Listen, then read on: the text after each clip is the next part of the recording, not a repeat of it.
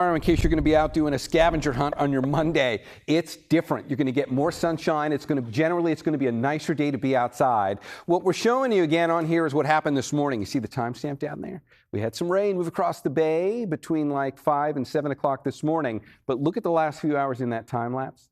We're turning a corner now. And what I'd like you to see, we're going to look at tomorrow in two different ways. The first thing we're going to look at is watch the clouds clear out. This is the Futurecast depiction showing us the high-resolution view for what the clouds will look like as we get into tomorrow. That's the start of the day.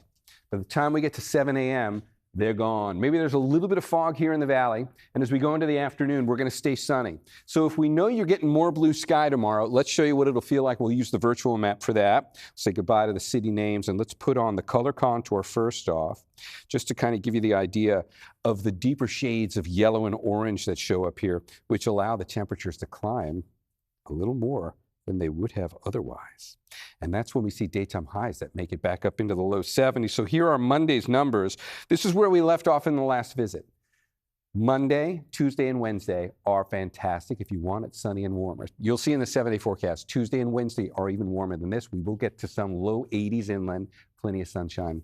All right, now that we've covered that, we need to go find the next system, because we can already see the beginnings of a shift in the pattern here when we look out into the Pacific.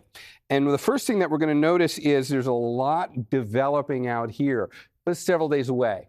But back here in this region, I'm going to skip the Futurecast ahead now to Wednesday. And what we're going to watch is just the depiction of how the rain is going to get organized right out in that line of clouds, and it's going to start getting pulled our way. And by the time we get to Friday, this system, which we started playing on Wednesday, that is Friday. You see the timestamp down there?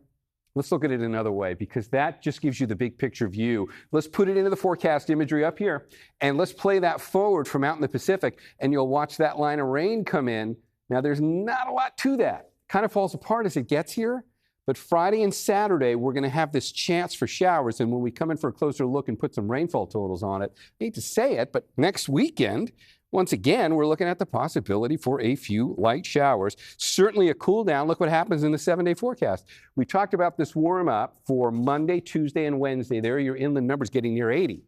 But then by Friday, the clouds increase. The temperatures inland go back to the 60s. You stay there into Saturday. We get rain, if we get rain out of that, it's a couple hundredths of an inch. It really wouldn't amount to a whole lot. But that's kind of where we're at least turning our attention after what will be a very nice middle part of this week with sunny and near 80. Over to you. All righty, here we go.